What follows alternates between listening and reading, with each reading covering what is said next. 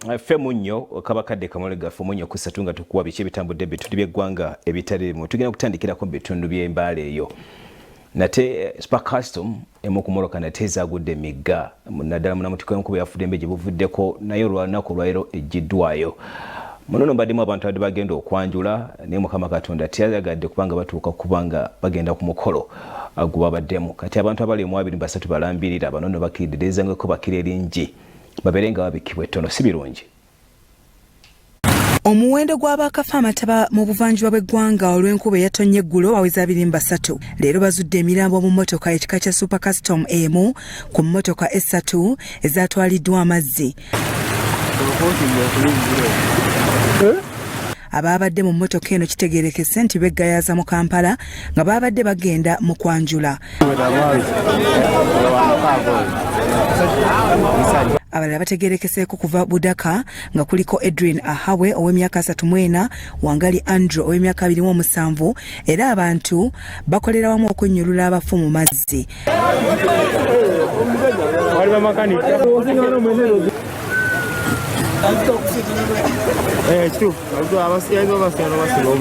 Baleese emiguwa kwe beekwata okwetangira nabo okutwalibwa amazzi nga kitutte essaawa 7 okuzuula emmotoka eno.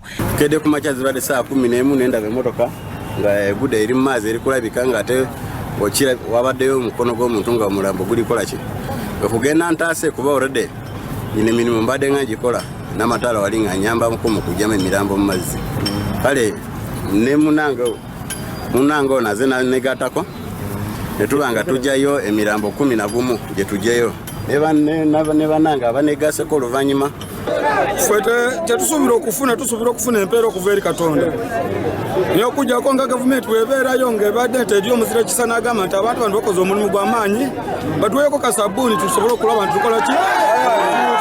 Tujjemu abakyala 2 n'abasajja 8.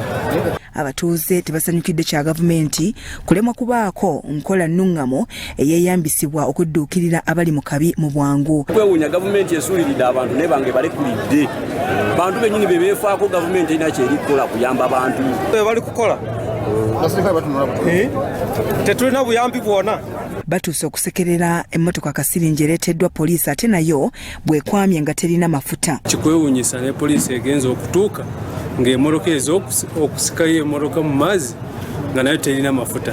Emmotoka gye baleese esiraanidde awo tetulinawo buyambi bwonna badduse baleseewo n'emmotoka ziizo ziri awo. Hassan Kasanda omugole omusajja gwe twogeddeko naye agamba nti mu bafudde mu mmotoka eyagudde mu mazzi ye kalabalabaawe era yategedde essimu zaabwe nga teziriiko. Mwaddemu aboogezi b'okumukolo 2 emberamu abasumba ba chachi emberamu ne bestimani wange ne balirwana bange empangala nawe gayaza. RCC Embale Ahenda Washeke agamba omuwendo gw'abakafa gusuubirwa okulinnya.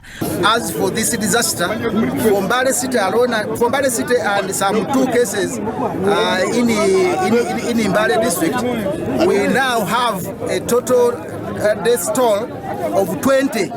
But if we get some 2 which are suspected to be the super custom now, it may raise to 22. However, the death toll is likely to rise. Omwogezi wa poliisi mu bitundu bya Elgon ASP Rogers Taitika ayogedde ku muyiggo.